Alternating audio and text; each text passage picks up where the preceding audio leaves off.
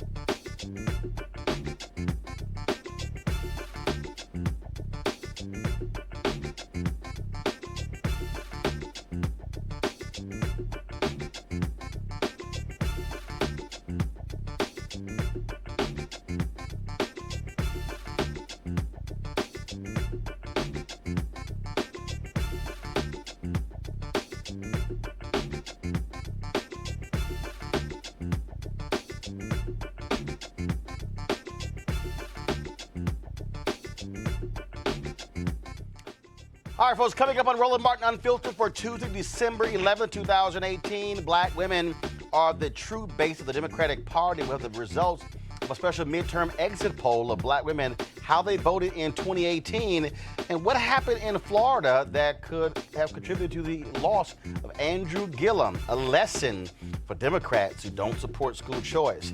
With prodding for the White House, a lot of prodding, Senate Majority Leader Mitch McConnell actually is bringing up the criminal justice reform bill after he got his butt kicked by everybody with all of his excuses saying there wasn't enough time. We'll talk with Hillary Shelton of the NAACP and also Topeka Sam, the Ladies of Hope Ministries, about this potential vote. The reality star president of the United States, Donald Trump, got owned by Nancy Pelosi and Chuck Schumer in the Oval Office today. Wait until you see the video. Also, John Kelly is out as White House Chief of Staff, but he still will not apologize, be man enough to apologize for lying about Congresswoman Frederica Wilson of Florida. Also, Republican Utah Congresswoman Mia Love leaves the House in January, and she's constantly complaining about the Republican Party's relationship to African Americans and other people of color. Why won't she come talk to black media? I got some thoughts about that. And also, we have updates on the woman whose baby was torn from her arms by the police, the man who murdered Heather Heyer in Charlottesville, as well as election fraud in the North Carolina Congressional District. And, of course, the case of the Tennessee woman who had to serve 51 years for killing the man who made her a sex slave. And, yes, our annual story, another crazy-ass white woman, this time a sheriff's deputy in Tennessee who wouldn't let a sister do her job as a nurse. Time to bring the funk on Roland Martin Unfiltered. Let's go. He's got it.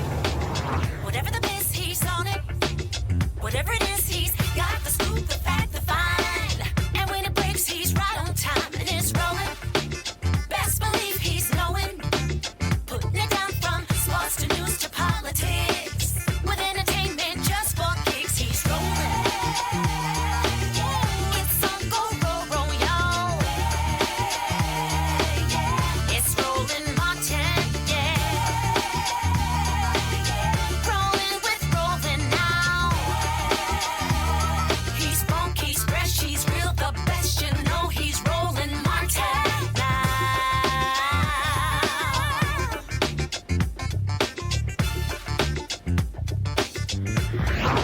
Martin. All right, folks, for a week, Senate Majority Leader Mitch McConnell has been saying there's not enough time to bring criminal justice reform up for a vote in the Senate. It passed the House in February. What the hell have you been doing? Donald Trump has been tweeting about it. He's been pushed by Democrats and Republicans. McConnell's even been lying by saying, oh, there are not enough votes there. Folks, there's at least 70 votes there to get this passed. Well, today, he finally tweeted out that after some changes, I'm going to call this thing up for a vote. Now, here's some key provisions in the bill. It gives judges more discretion in sentencing offenders for nonviolent crimes, particularly drug offenders. It also places federal prisoners closer to their homes. It allows inmates to request reviews of their cases under the Fair Sentencing Act of 2010. What it also does, it deals with the issue of the disparity between powder and crack cocaine, expands prison employment programs so inmates could earn wages. Now, look, this is not a perfect bill. You have folks on the Democratic side in the House who were not happy, like Congresswoman Sheila Jackson Lee, with the version that passed the House. But this is really the best, I believe, you're going to see criminal justice reform under Republican leadership. Joining us right now is Topeka Sam, founder and executive director, Ladies of Hope Ministries. Also, Hillary Shelton, director of the NAACP Washington Bureau. Topeka, I want to start with you. Look, you served time in prison. You know what this is like. You were one of the folks who was on Capitol Hill pushing McConnell, pushing Republicans to do this. Your thoughts on him finally stop playing games and calling this up for a vote? That's right. Thank you so much for having me on the show, Roland. I really appreciate it. It's time. It's time that we give some provisions and some justice to the people that, I have left behind. And we have been fighting. Yes, the First Steps Act is a first step. Yes, it can be better. It can be meatier. But, let's face it. All the criminal justice reform that has, or any kind of criminal justice bills that have come through and have been passed have been damaging. In our opinion, this will help. It may not at the very beginning stages help every single person that is inside. What it does is provides hope. It provides access to programming, so when people come home, they have opportunities to transform their life. It allows for women, specifically the work that I do and the things that I even experienced while I was inside. It allows us to have our basic human rights met, like personal hygiene products. We talk about, yes, there are places in this country that have stopped the shackling of women while during child labor, but there's no oversight and nothing is being enforced. Last week, just in New York, there was a woman who was shackled during child labor. Now there's a lawsuit that's going out, and it has passed in New York. So, our sisters and brothers, the ones that I talk to every single day, want this bill to pass. Why? Because if this doesn't pass, we don't know what will happen, right? And it is a first step. So we're excited that finally, it gets an opportunity to get a vote. And once it gets the vote, then it's time to go for a second, a third step, and then to make sure that we are holding the system accountable. Hillary, I want to go to you again. Democrats wanted more. First off, they had actually an even better bill in the last moments of President Obama's administration. The belief among Democrats is, oh, Hillary Clinton is going to win. We can get a better bill. Well, Donald Trump won. And so this was one Congresswoman Sheila Jackson Lee did not support. She jammed me up when I was at the Houston Rockets playoff game against Golden State, saying it's a bad bill. And I said, well, Congresswoman, if it's such a bad bill, why did Cedric Richmond vote for it, chair of the Congressional Black Caucus? Why did Congressman Jim Clyburn vote for it? Is this the best bill you believe, Hillary, that we could get out of a Republican-controlled Congress? No, what we're seeing is an evolution. Keeping in mind what happened in the House of Representatives, the First Step Act was only a prison reform bill and included no sentencing reform components. That is nothing at the front end, only something at the back end, and some problems even along those lines. We didn't support the bill as it moved through the House and continued to push forward, understanding that this is a process in which the House and the Senate have to respond.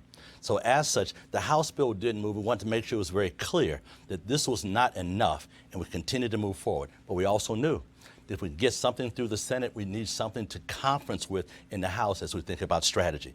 So the bottom line was it wasn't enough, and we support the positions held by Sheila Jackson Lee. She chairs and now she will chair the House Crime Subcommittee of the Judiciary Committee. She was ranking on that committee last year. She understood exactly what it meant and exactly how the game is played. Now here's where we are now. The bill with the same name is the bill that's pending in the Senate. That's the bill that began with Chuck Grassley's bill that was not enough either. But what we were able to do is leverage between the U.S. senators as well as the White House itself.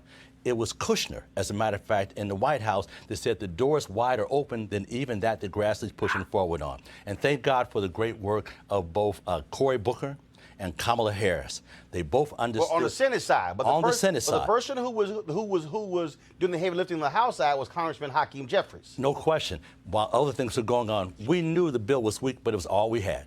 Let's keep it alive, but let's see how much we can do to grow it. That's the way this process works. In essence, we want to continue the pressure, and we did. Half of the CBC members did not support that bill, and half did. But that's okay. We played the game that way before, and we understood we're grown-ups. We see how that kind of piece of it works. We were able to get something out of it. The way things work on Capitol Hill, if you have a lesser bill in the House and a better bill in the Senate, when you come together in conference, you want to make sure you have something you can negotiate. If we said the bill in the House is all we needed, that's the best we've gotten out of the Senate. But what we have now working in the Senate is something much stronger, much more comprehensive that gets those front-end issues of sentencing reform, those things like mandatory minimum sentences, which is a huge deal, giving more discretion to judges to actually move outside of the sentencing range that are very much there as well. We want to make sure that we have a number of things in place, including, as she mentioned, the shackling of women giving birth in our prisons.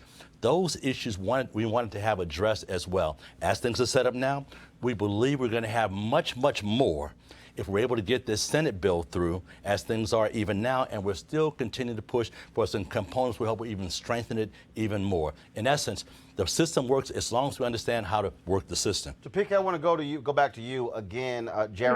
Jared Kushner was the one who was pushing this inside the White House. His dad served time in federal prison. He knew what that was like, not being able to talk to his father, having restrictions, making phone calls. I met with him for an hour in May to get an understanding if this White House was serious about this. He was facing significant obstruction from the likes of then Attorney General Jeff Sessions. You also have, of course, Senator Tom Cotton of Arkansas, who was making lots of noise here as well. They were holding up. The sheriff's organization withdrew their support. But the reality is there are a number of other police organizations that were also supportive of this particular bill. And so can you talk about what it was like, first of all, being African American, being somebody who served time in prison, having to deal with people who are highly critical of folks like you for daring to even work with the Trump White House or work with Republicans on this particular bill?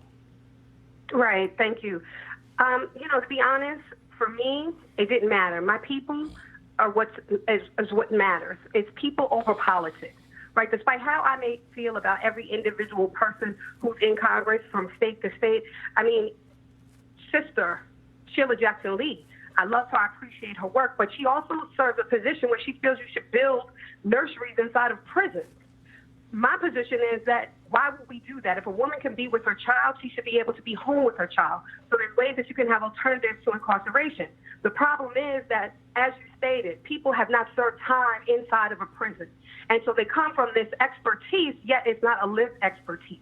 The reason why this bill has been pushed so heavily is because it's been people on the ground who have been directly impacted, who has actually helped to inform what goes in this bill. And yes, it is a little bit more depth because the sentencing reform is in it. And is it enough? Absolutely not. We need to do some things, for me, which we can continue to push forward and do that will help to bring and reverse the injustices that have people serving life in prison right now. But as it states right now, as far as I'm concerned, it's almost like miss me with it. If you haven't lived my experience, then you can't tell me what's best for me.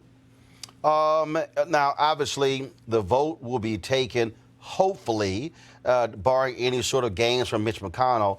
And again, if it passes, things get resolved, and of course it goes to Trump's desk for his signature.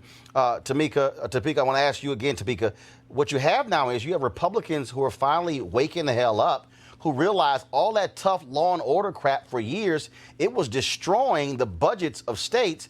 And I tell people all the time, I don't care what your motive is. If your motive is financial, that's fine with me. If you can be motive, yours can be financial, somebody else's can be moral. It doesn't matter as long as the policy gets changed to help people.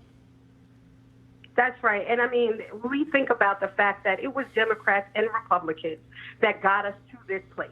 It's going to take Democrats and Republicans to get us out of this place. And that's the bottom line. We can point blame, we can point fingers, but everybody needs to be accountable because why we are here today, because nobody wanted to take up the issue boldly and in a sense of urgency in the last several years. When President Obama came in and he did the CP14, the Clemency Initiative, which was great, it still was not enough. And so now it happened the last year of the second term of his presidency. And so we need to look at what we are all doing in order to change the criminal legal system, and it is every single one of us is responsibility. 1 in 2 families in this country, with a report that just came out the other day from Forward, 1 in 2 families in this country have an incarcerated loved one. 1 in 4 women have an incarcerated loved one. This has got to stop. Final question for you, Hillary, and that is, first of all, there are 2.3 million people who are in prison or jail in America. Only 200,000 on the federal level. So the real issues on the state level. Do you believe that when you have criminal justice reform on the federal level, it then causes states to say, hey, we should follow the Fed's lead? Absolutely. As a matter of fact, we've seen that in the past. Keep in mind, when Barack Obama came into office, we had 2.4 million Americans serving time in our prisons and jails at one time. Because of a number of the initiatives coming out of the Obama administration, coming from the U.S. Congress, keeping in mind, at the time he came in 2008, the majority leader of the Senate was Harry Reid, who supported criminal justice reform as well. And, of course, Nancy Pelosi, who continues to be on the front line of supporting those in the Judiciary Committee under her leadership trying to address these concerns as well. The bottom line is that as we're looking at things moving forward, we were able to achieve a lot of leeway to the point that we're even having contracts signed or not signed anymore between private prisons as we saw the numbers going down altogether. So we know what works. We know that the Trump administration has come in, Jeff Sessions very particularly, repealed a number of those provisions that came even as guidances from Eric Holder, our first African-American Attorney General of the United States, as he instructed his prosecuting attorneys not to include weight. There was the trigger in drug crimes that began to utilize mandatory minimum sentences. These strategies work moving forward, knowing we needed much more comprehensive changes to our overall criminal justice system. All right, then. We certainly appreciate it, Hillary. Topeka, thanks a bunch as well. We'll wait to see when this bill gets taken up and as it moves to the United States Senate. Thanks a lot. Thank you so much. We are looking forward to this getting to the floor this week. Thank you so much for allowing me the opportunity to come and address the show and your audience. And we'll be there, and we're pushing, we're praying, and this is just, again, a first step.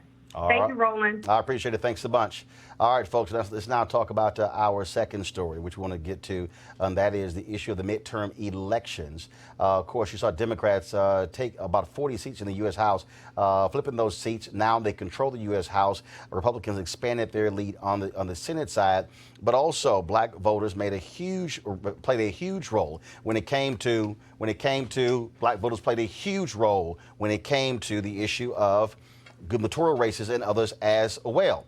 And so we want to deal with that right now. Of course, Melanie Campbell, the National Coalition of Black Civic Participation, they actually had their exit poll of black women. Here's what the exit poll found. Black women say they voted because it is their responsibility to do so. Okay? So if you look at this chart there, that's the green line, 76%. Now, 11% voted to support a ballot issue. We saw ballot issues in Florida, in Michigan, and a number of other states as well. Now, in Florida, when it came to the ballot issue, that number jumped to 45%, to the blue line right there. Now, of course, these were the issues highly important to Black women. Issues like affordable health care, criminal justice, policing reform, equal rights and equal pay, hate crimes, racism, jobs, employment, and voting rights. Now, one of the areas I want to get with, talk to Melanie about, of course, what happened in Florida. Yes. A lot of people saw the initial exit polling that showed 18% of Black women voting for Ron DeSantis. Now, if you study the numbers anywhere, first of all, Republicans will tell you Black women hate the Republican Party more than anybody else, literally voting 92 to 94% for Democratic candidates. I can't remember the last time you actually saw a polling number where Black women were supporting Republicans in double digits, definitely 18%. Remember, Andrew Gillum lost by 31,000 votes to Ron DeSantis in Florida. And so joining us right now is Melanie Campbell with the National Coalition of Black Civic Participation and the Black Women's Roundtable. So Melanie, I want to talk with Florida first. So can you explain that 18%? Because a lot of folks were like, oh my goodness, what the heck happened? Right. And I said, okay, you're going to be surprised when you find out. What was the case there? Well, there's the jury's still out on whether that is a good number, because talking to some of our political sciences folks, like Elsie Scott and others, that first poll that came out, about 18%, had a very, very nominal number in it when it came to Black women. And there is other studies, other numbers that will come out that say that number may even be 90+%. So I'm in the camp to say I want to see a little more depth in those numbers as the hardcore numbers come out, to see if 18% is real. So that was, because I was on the ground a lot. But here's the thing. But here's the thing, though. In that election, and I don't believe the number. Here's the thing, though. That was a piece that was in the Wall Street Journal, where the point was made that for a lot of those Black women, they voted for DeSantis on the issue of school choice. And so you have about 100,000 people who are in the Opportunity Scholarship program there in Florida. About 80 or 85% are Black and brown. And so that group, I was in the meeting, because also, just folks know, we do our show here with 50 Cans, Education Reform Group. I'm one of the board of directors, and so we actually do our show from this office. We actually, pay rent here as well. And so we were in our meeting, and one of the things we talked about was that that group, they had very targeted advertising talking about Andrew Gillum's position on that Opportunity Scholarship and charter schools and school choice compared to Ron DeSantis. And they were aggressively targeting them. I also, in talking to some of those folks, said the Gillum people saw the evidence that it was making a difference, and sort of asked them to pull back because they saw that they had erosion there as well. And so that 18% could explain that. It could, but I'm going to stay in the jury box of let me get a little more evidence. Because sometimes exit polls, as we all know, cannot be correct. And so based on all of what I saw and engaged in, really we were down in Florida for really all year, year round. And so I want to wait to see that number. But I will say that, as you were pointing out, the results of our Election Day exit poll, what we do know for sure is when it came down to that ballot initiative around Amendment 4, especially, that we know it had a major influence. So the issues around voting rights and issues around criminal justice reform, those kinds of issues were very much what I heard when I went into communities and knocking on doors. I didn't hear a lot of people even talking about education. Not saying that it's not important, and it may be based on where we're working. But also remember, that was not what came out in the conversations, in the town hall meetings, in the places that I was involved. But here's the piece. That was the conversation, though. What we do know is that when you look at the balloting, there were a number of people who voted, let's say, in the Bill Nelson race who didn't vote in the Andrew Gillum race. And then, of course, you had a much higher number of people who voted for the ballot initiative. Yeah, more people voted for the ballot initiative than anything. And then people could have voted for the ballot initiative and skipped the other two races.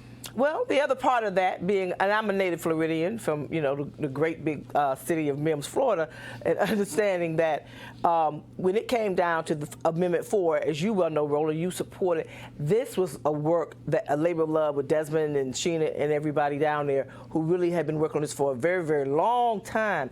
And so people were that's why you were able to build that bipartisan relationship. But it also said that people who voted, and this is something that as we get to go a little deeper, have to get a better understanding on this.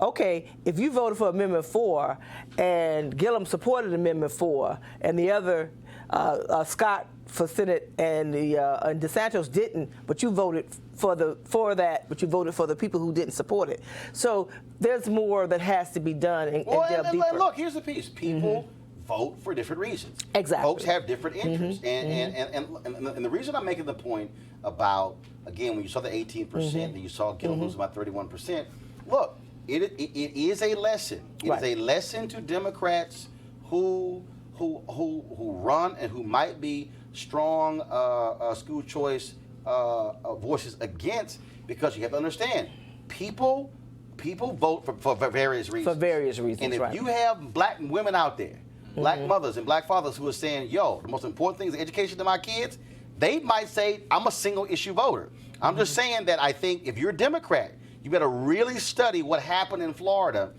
because that could be an impact somewhere else, because it comes to those issues. What else jumped out in the exit polling?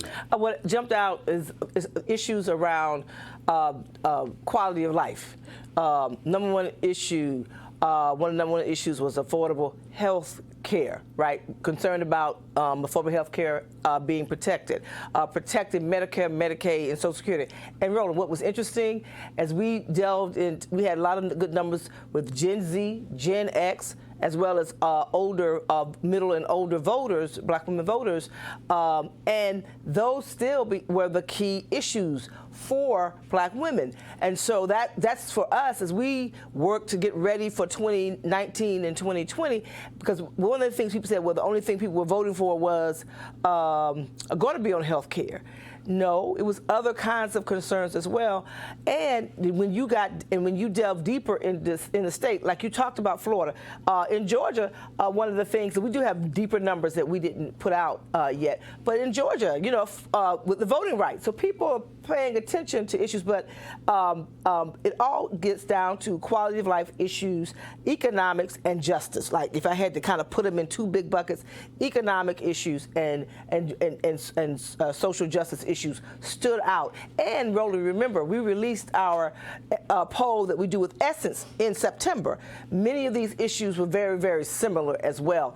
And there was a different kind of audience. This was, the audience with Essence were higher income black women. These were women who were middle to lower income, who were showing up at the polls and filling out this exit poll. So it gave us, and then being able to be in many other places, in the Midwest, in the South primarily, it gave us a lot of good information as we go into dealing with the 116th Congress. When your first segment talked about criminal justice and the issue around that criminal justice reform and how important that is to black women. So we know as Black Women's Roundtable, it would be one of our key issues along with other kinds of justice issues and economic justice bringing our issues. panelists, Pastor Shannon Wright, third vice chair, Maryland GOP, also Leek Abdul, Republican communications consultant. Shannon, I'll start with you. When you look at these numbers, first of all, again, black women, a huge political force in terms of how they vote. The Republican Party does have a problem because, again, I was in a meeting, I guess, 2 or 3 years ago, with Reince Priebus, his top leadership, and Tara Wall was there, and she said to me, she says, look, black women hate us more than anybody else. There's no other group that votes against the Republican Party more than black women. Well, I hear what you're saying, but in Maryland, we had a similar circumstance. Governor Hogan was the first governor to win re-election in a long time. And the issue that he won because of was school choice. Folks said, look, regardless of what y'all want to do with everything else, we need some good schools for our kids. And that was the issue that really made the difference for him. Regardless to how folks feel about parties, they always feel their children are a higher priority. So whoever is going to look out for the interest of those children with specific regards to education is going to get their support. Malik, again, when you start breaking down what happens, and so you might have a criminal justice initiative, but you also have a school issue, then you might have a healthcare issue. What it also says to politicians, don't think you can come talk to black people, specifically black women, and only discuss one thing. Yeah. I mean, you better have a diverse agenda. Yeah, one of the first things you said on the show, the first time I was on the show, you talked about local politics mattering. And local politics really do matter. You know, I was concerned, you know, I questioned whether or not the strategy in Florida, being so forward with Gillum, with, you know, calling DeSantis a racist, I actually questioned whether or not that was going to work. If you look at the numbers, I think Gillum got 1% more than what was that? Chrysler, the Democrat in the Charlie 2014. Crist. Charlie Crist. Yeah, Charlie Crist. I think Gillum got only 1% more. And if you look at DeSantis ended up getting more. Now, I know we're kind of trying to figure out what the numbers are. No, here's the deal. First of all, he got more of the black, DeSantis got more of the black vote than did Scott. Well, you had a couple of things also happened in Florida. First of all, you had significant turnout in red counties, voting 70% plus, high 60s. What you had is, again, we showed on the show the Tallahassee Democrat chart.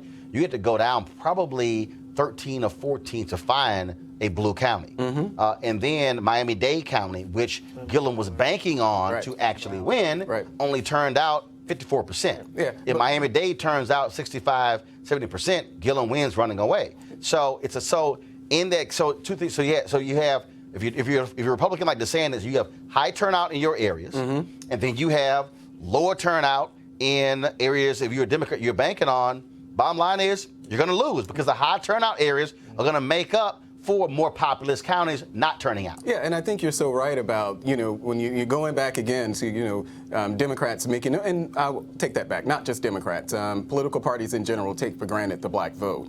But particularly with the Democrats, you know, you can't believe that, you know, your I won't even call them identity politics, but whatever your respective groups are, that you can rely on those groups to take you over the hump. You know, that's not always the case because there are things, you know, we're here in Washington, D.C., and there are a lot of people here who would love for their child, instead of, you know, as great as the school may be for some, they would want their opportunity to allow their child to get a scholarship to go to a National Cathedral instead of finish out their years at Ballou or any of the other schools in the area. Those are opportunities there, and it's kind of, Democrats need to pay attention to those things and not assume that, you know, blacks are just so anti-school choice. Yeah. You know, Melanie, I go ahead. with a mother who was a public school teacher, you know, in Florida, Congratulations. right? You know, and I think I came out okay, right?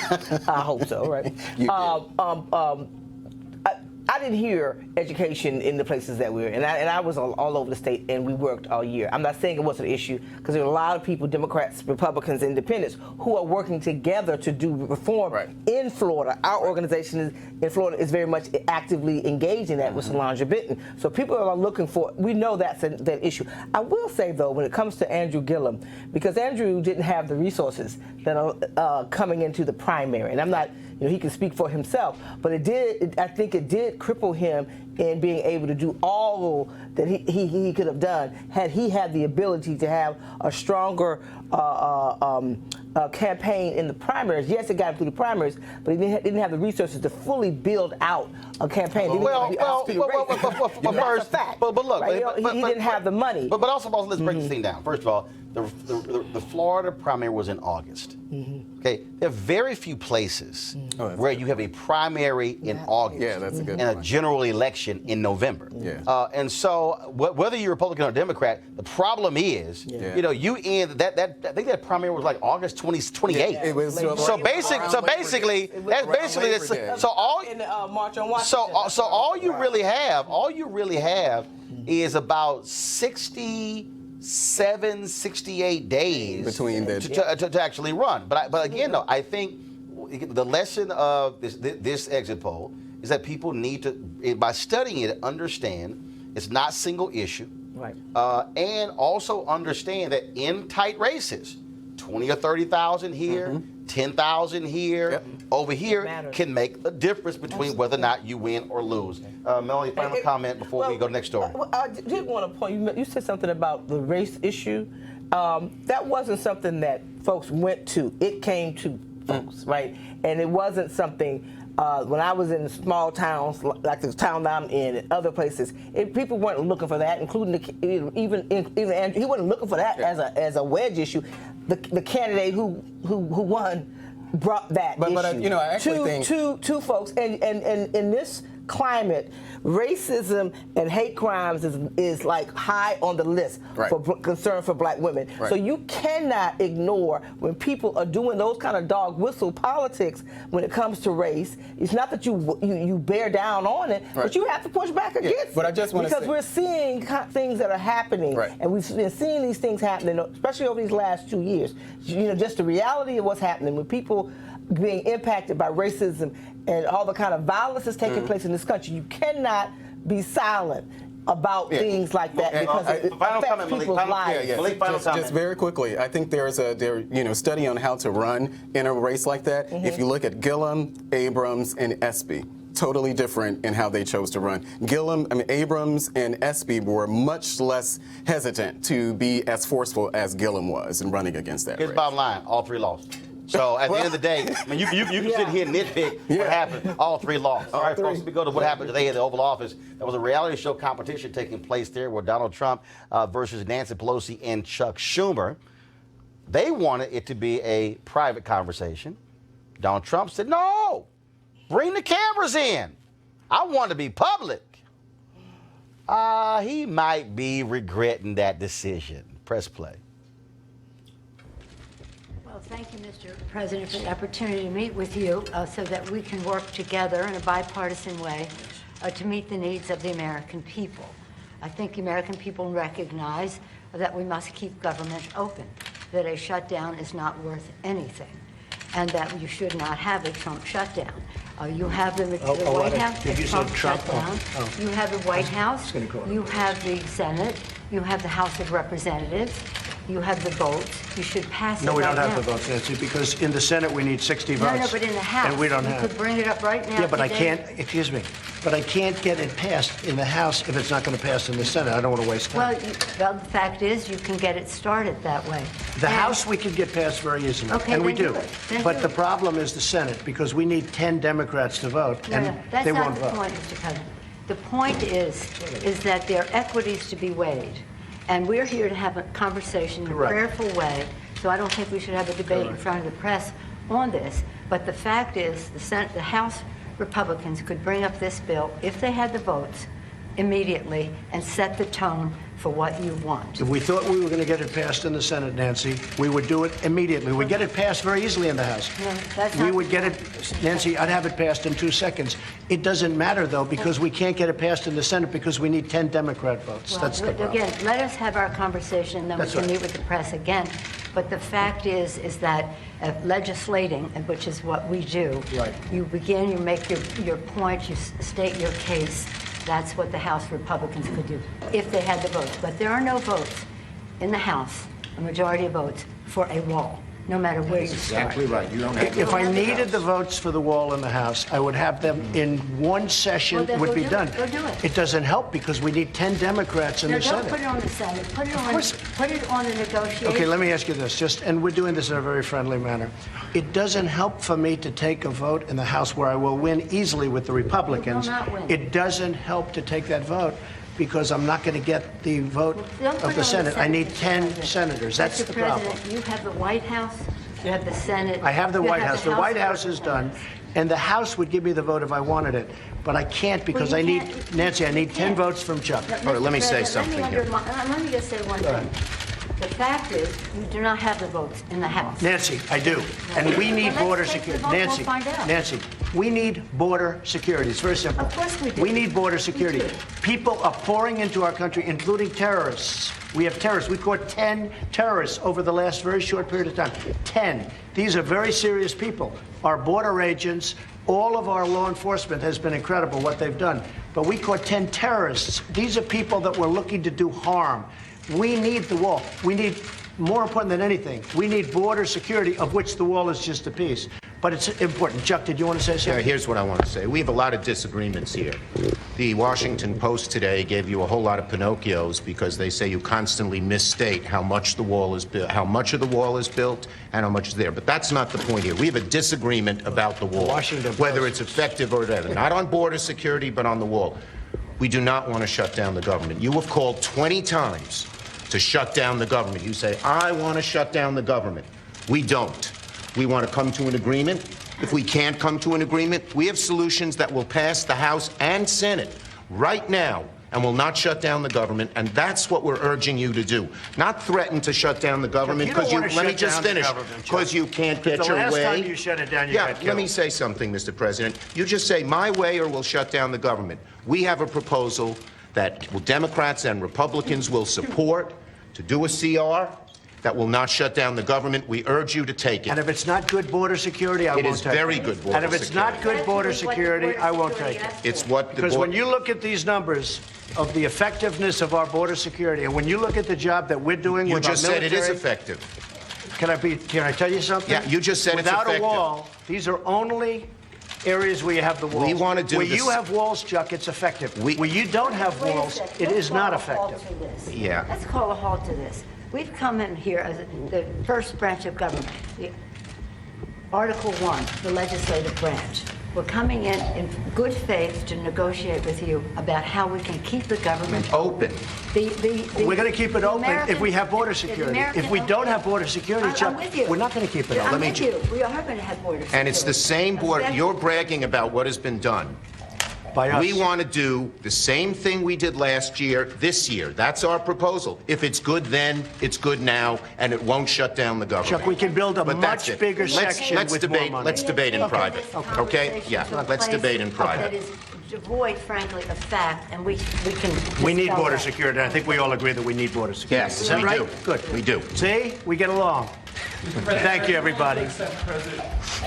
You say border security and the wall. Can you have border security without the wall? You need the wall. The wall is a part of border security. Defining what it means to have border security. Yeah, yes. We need border security. The wall is a part of border security. You can't have very good border security without the wall. No. That's really not true. Just that is a political promise.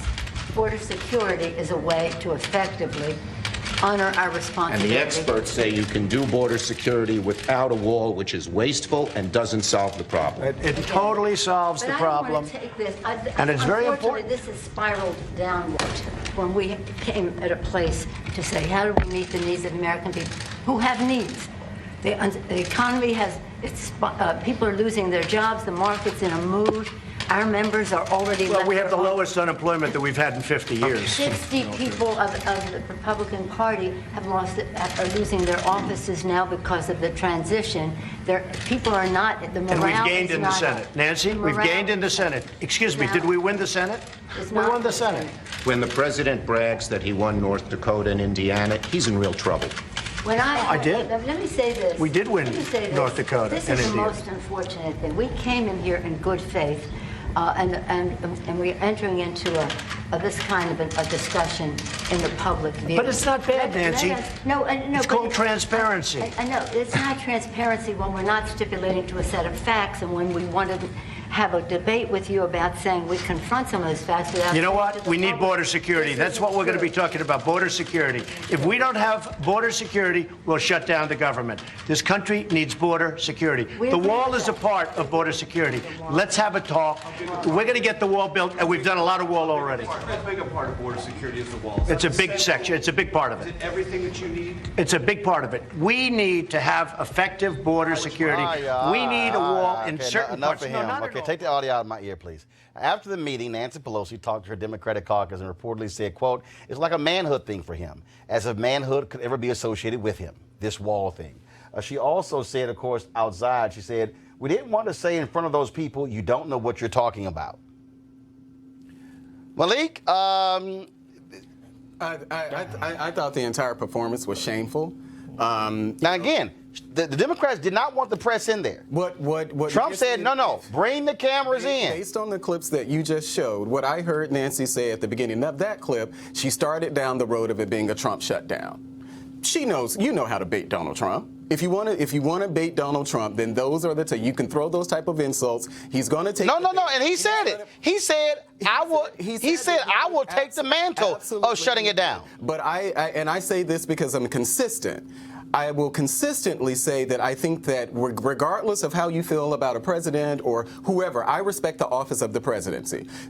And so what I saw from Nancy Pelosi and Chuck Schumer, they were performing for the camera. I get it. Democrats, it made for great TV, it made for great Twitter moments, but I thought it was a really shameful presentation that they gave sitting there, being extremely disrespectful of the office. Hold on.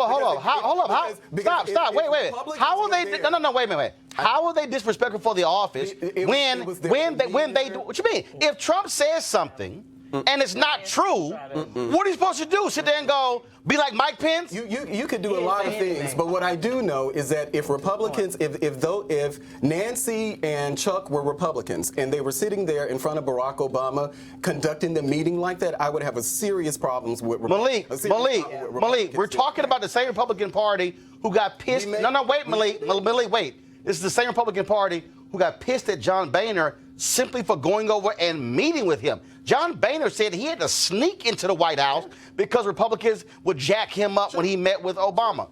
Melody, your thoughts on today's meeting discussion? It's time for everybody to go home, right?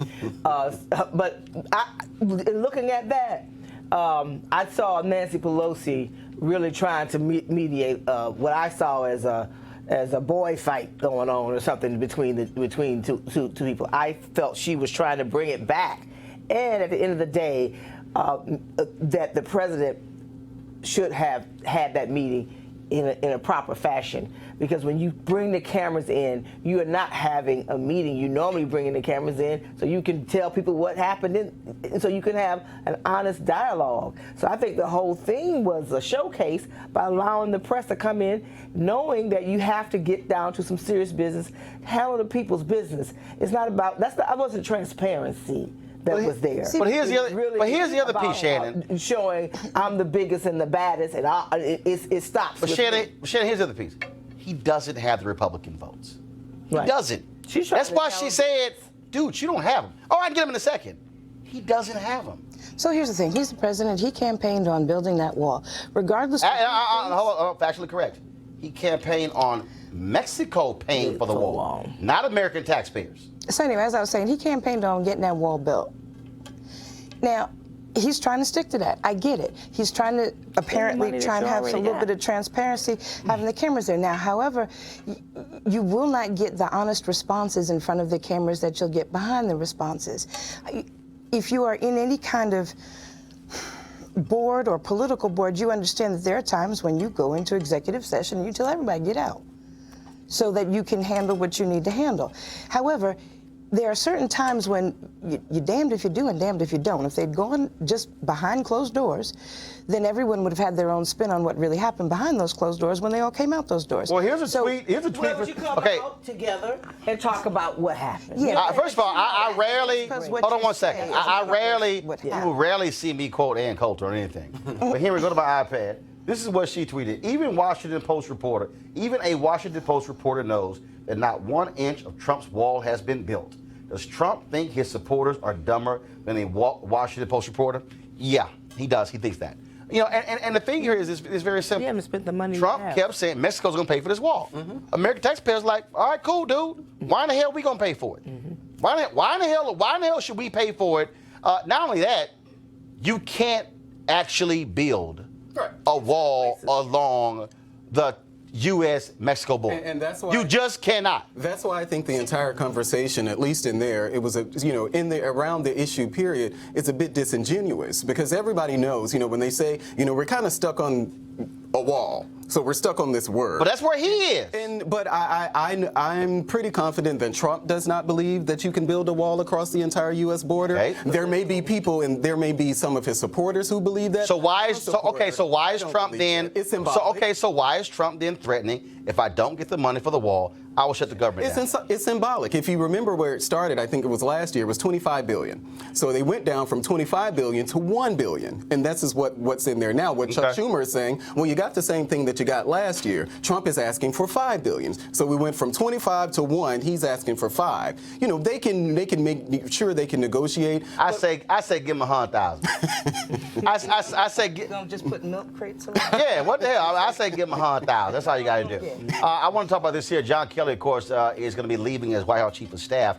And, of course, all these folks have been talking about him and praising him and talking about him being, of course, losing his son, you know, being a Gold Star family, 4-star general.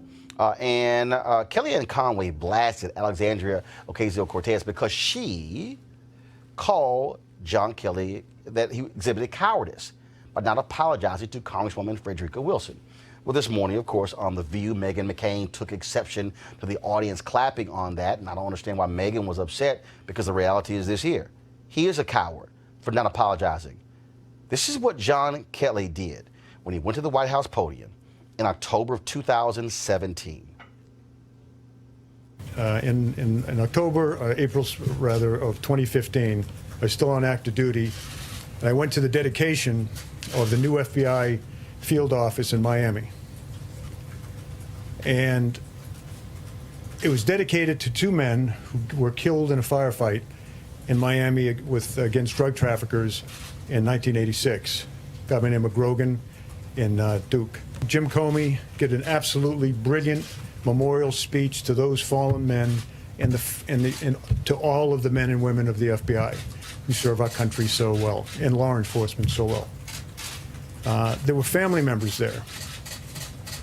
Some of the children that were there were only 3 or 4 years old when their dads were killed on that street in Miami-Dade. 3 of the men that survived the fight were there and gave a rendition of how brave those men were and how they gave their lives.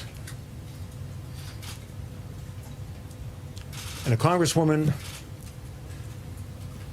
stood up, and in the long tradition of empty barrels making the most noise, stood up there and all of that and talked about how she was instrumental in getting the funding for that building and how she took care of her constituents because she got the money, and she just called up President Obama, and on that phone call he gave the money, the $20 million to build the building. And she sat down, and we were stunned that she'd done it. Even for someone that is that empty a barrel, we were stunned. But you know, none of us went to the press and criticized. None of us stood up and were appalled. We just said, okay, fine. So I still hope, as you write your stories, and I appeal to America, that let's not let this maybe last thing that's held sacred in our society. A young man, young woman going out and giving his or her life for our country. Let's try to somehow keep that sacred. But it eroded a great deal yesterday by the selfish behavior of a member of Congress. Everything that he just said was a flat-out lie. Congresswoman Wilson did fight for that funding. This is what she told the Miami Herald, quote, I think he made it very clear when he was asked by the media over and over, and he said that he would never apologize. I think my concern was when he attempted to slander me and to impugn my integrity as a sitting member of Congress when he went to the White House briefing room and actually spoke about it to the American people. She continued, I have received death threats and I've received nooses through the mail. However, I have received so much support in the American people. I've received so much support in the military families, and so has the family of LaDavid Johnson. Maybe some people in America knew who Frederica was 2 years ago, but 90% of the people know who Frederica Wilson is now. Malik, John Kelly owes her an apology. No, he doesn't. Why? No, he doesn't. Why? You know, first of all, the Congresswoman, she should have a seat. You know, why? She is the same woman who actually talked about a conversation that the President of the United States had. No, stop. Let's stay on this topic. We can stay on this. What he said, Malik, Malik, wait a minute, Malik. What he said is a lie. Okay. It's 100% lie. But no, he's it's not. Gonna apologize no, but for it's it. not maybe. Shannon, should he? But he's not going to apologize for it. Shannon, the Chief of Staff to the President of the United States, went to the podium. Went to the podium. Actually, they do. Went to the. He went to the podium. 1 second. He went to the podium in the White House press briefing room and lied on a member of Congress and said something that she didn't do when in fact she did. Okay, so I got a couple questions on that. I understand the concept that folks think that she is owed an apology. But when you look at a lot of the things and a lot of the way people behave, there's a lot of folks that are owed apologies. And they don't get them. Okay, I'm asking you a question. Should the chief of staff apologize to this sister, a member of Congress? Go ahead. If there are some apologies, they should be mutual. Because there was a lot of stuff that was done and said that was very disrespectful on both sides. So if there's apologies, they should be mutual. Okay, how did she disrespect John Kelly? Do you remember all of the stories and all of the concept and all of this, that, and the other that was going back and forth between all of them? No. Hold on. I'm not asking for a general statement. I want to know specifically how did Congresswoman Frederica Wilson disrespect John Kelly? What I'm saying to you, Roland, is that the situation, the way it was handled, was disrespectful on both sides. When you talk about how, well, nobody knew me before, but they know me now, and the comments out there about how, well, that's just made, my 15 minutes, none of that's respectful on any no, hold up. I'm going to ask the question again, and I actually need to see the evidence of what you're saying. How did Frederica Wilson disrespect John Kelly before John Kelly went to the podium and lied?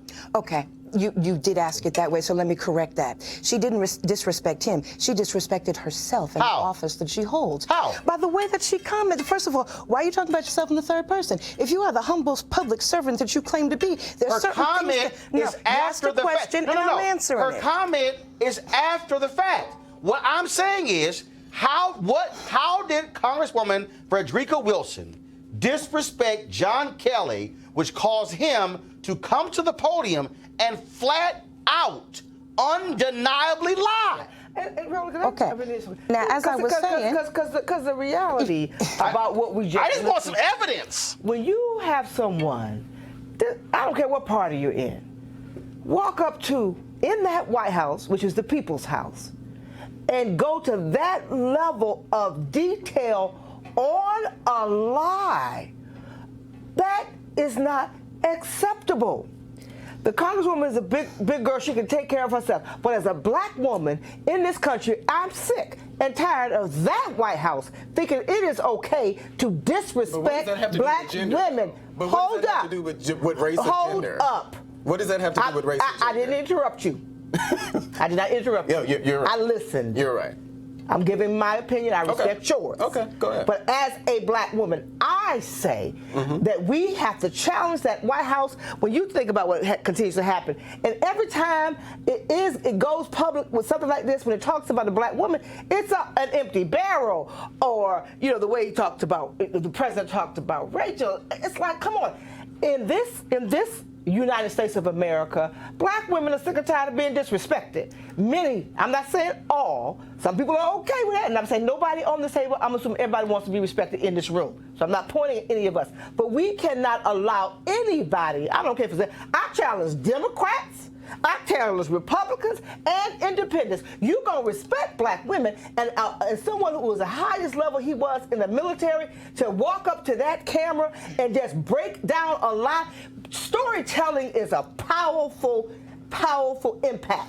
So if you can sit there and give that level of detail and you know it's a lie, come on now. Our children are watching. And to see how and what the little lie? Our children. Hold up. Wait a minute. Our children have watched some things over the past 2 years. But here's the deal, though. We have... just the fact that we can get on television and just call people liars. But the other thing is this here. The other thing is this here. Years ago, we wouldn't even use the word on television. Actually, I did. But I did. I always call a lie. I call a damn lie. Right. The biggest problem for me is we got video.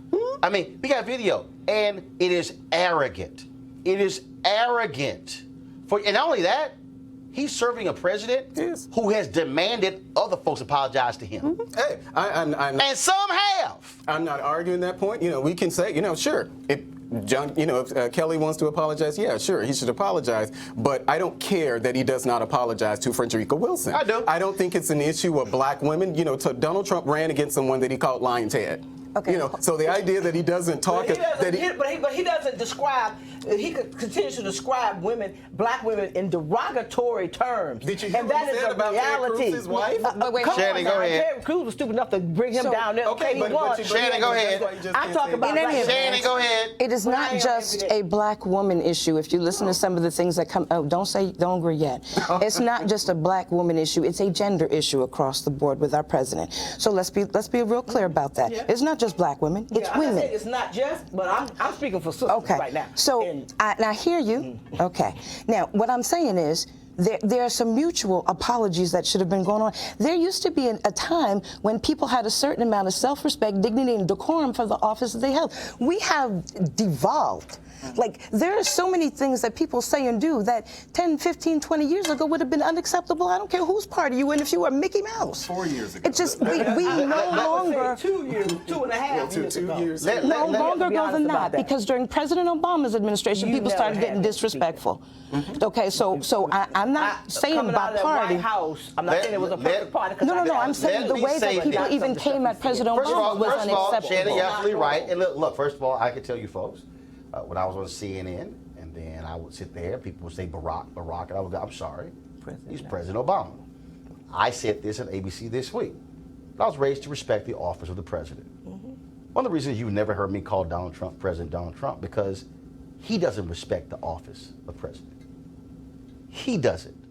How he acts, how he talks to people, how he trashes people on Twitter, how he publicly demeans people. If you want respect, you have to show respect, and you have to give respect. The issue here for me is very simple. John Kelly, he can be a 4-star Marine.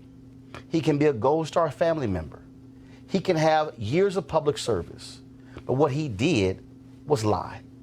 He lied on a member of Congress before the American people.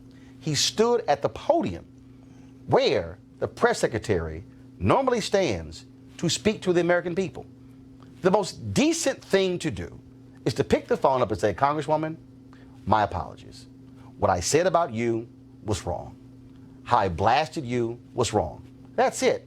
But you got to remember, this is the same White House who had a senior official joke about John McCain saying, oh, he's dying anyway.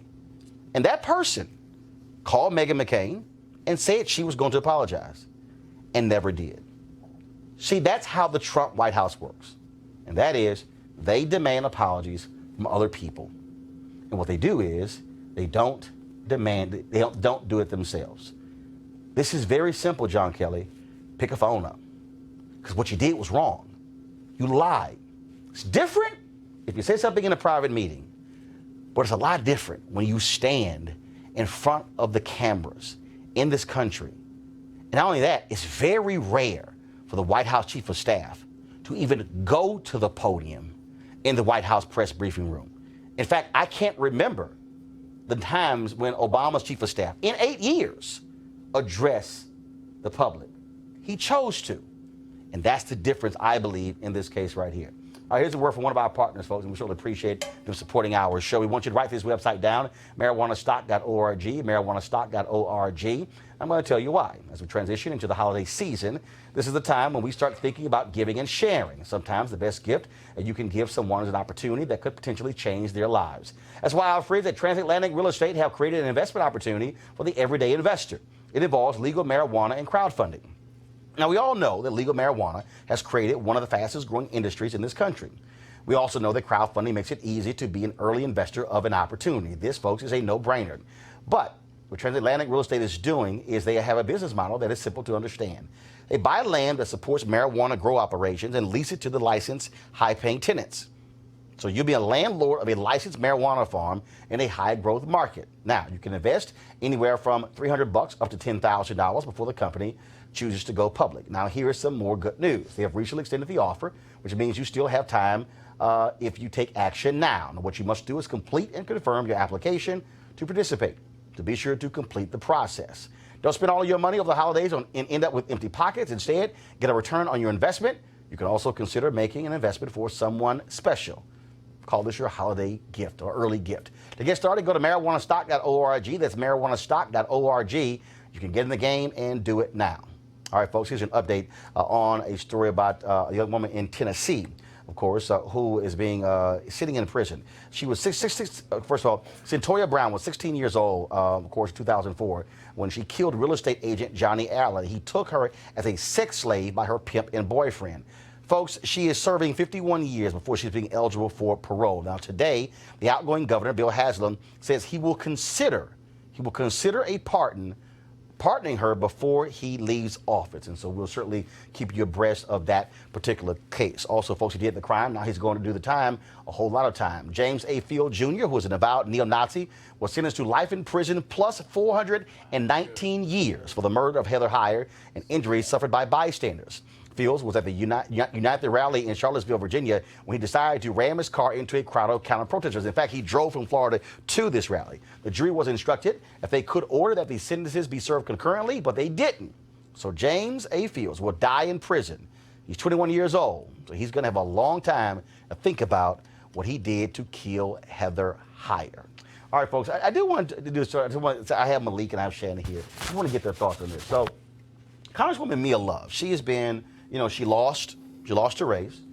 She has been very outspoken about the Republican Party and how they treat women, but also how they treat minorities.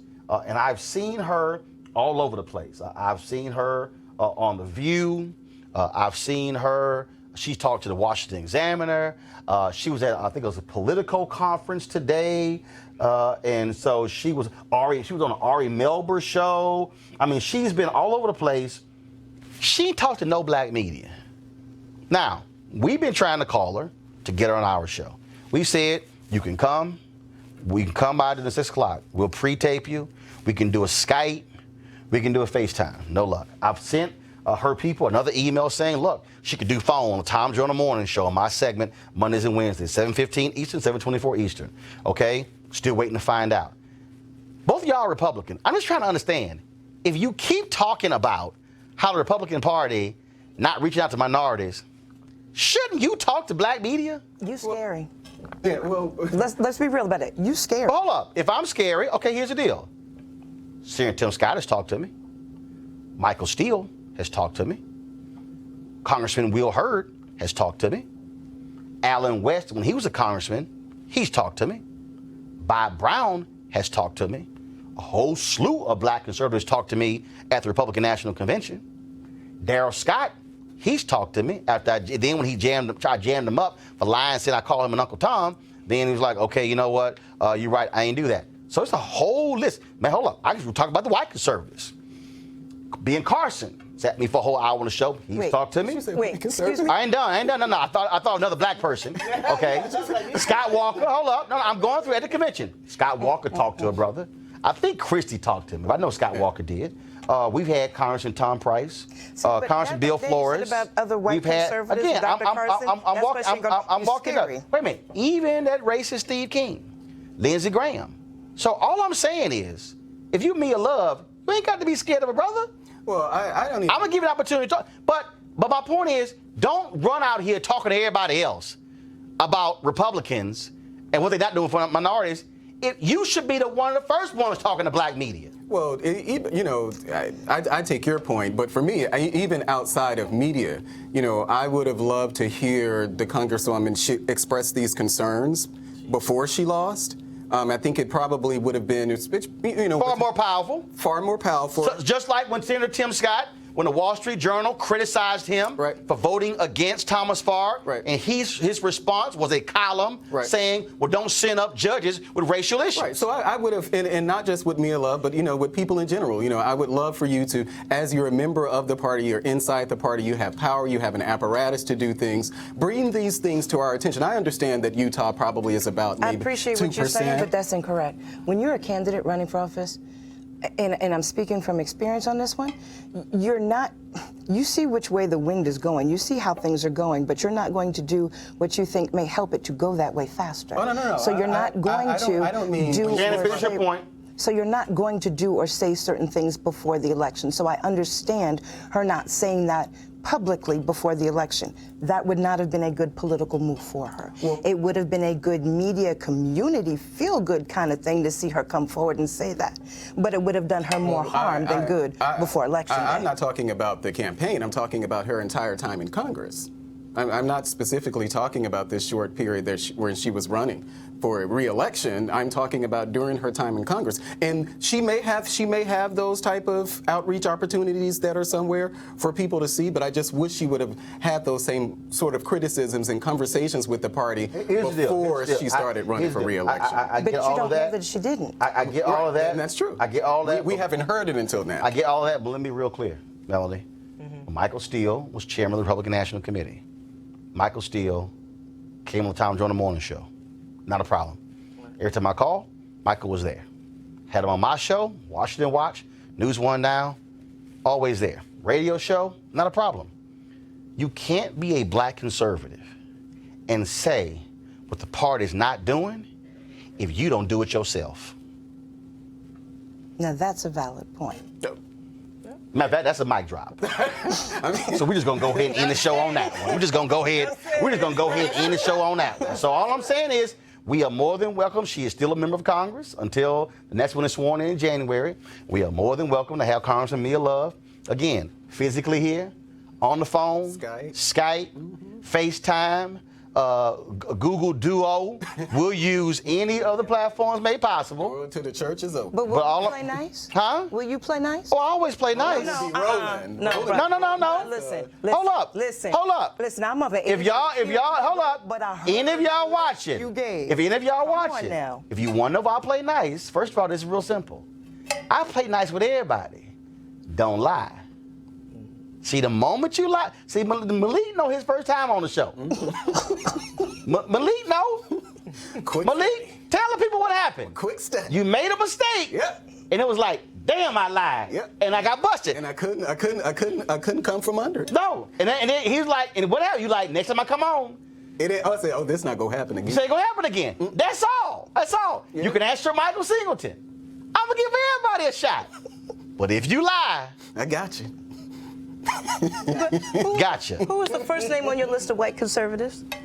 Oh, Tom Price. No. Who was the first name I think he said that mistake, on didn't he? your No, I was about to go to the list of white conservatives. Oh. Then I went, damn, hold up. There was one more black person. So that No. Freudian I'm gonna tell you, no, it wasn't. Scary. No, it's not what it was. Scary. I was about to name the white conservatives who've come on. Then I went, hold up, it's one more black person. Right. So I went Carson, and then no, it was Tom Price. Flip, I understand. No, it was Tom Price. Right. It was Pete, the guy Pete Olson. Steve King. It was the dude from Kansas who lost, Steve King, Lindsey Graham. It was also another white guy, Bill Flores. But he's Texas A&M Aggie, so it doesn't really count because I'm an Aggie. That's why also it helped to come on. But again, all I'm saying is this: it is real simple. Come talk to black people. That's all you gotta do. I ain't gonna bite. I put my hands behind my back. I give you a hug before we start. All I'm saying is, don't lie, or you're gonna get the Malik treatment. That's what it's called. You know, like when you go into a store and they give you like a certain massage. You know, like when they get like a certain treatment at the spa and they name it. The Malik treatment. If you come live, Roland Martin Unfiltered, you're gonna get the Malik treatment. It ain't gonna end too well for you. I'm just saying, it's gonna loosen you up though. All right, y'all. Don't forget, I want y'all to support Roland Martin Unfiltered by going to RolandMartinUnfiltered.com. Please join our Bring the Funk fan club. Every dollar you contribute certainly goes to making this show possible. We got some great things planned in 2019, but it can't happen without you. Also support our advertisers at marijuanastock.org. We certainly hope you support them as well. And then tomorrow, I'm gonna tell y'all about how y'all can get one of these pocket squares, because you know I'm always about having some creative pocket squares. And so I see Malik got the red, but see Malik, you need that's kind of boring. I can get that. You need something like this. So I'm explaining to y'all tomorrow how y'all can get one of my unique pocket squares. So we're gonna break that down for you as well. And so Melody, thanks so much. Malik, Sharon, thank you so very much. And Congresswoman Mia Love, brother waiting on you. I'll show you some love. Mia Love. Holla!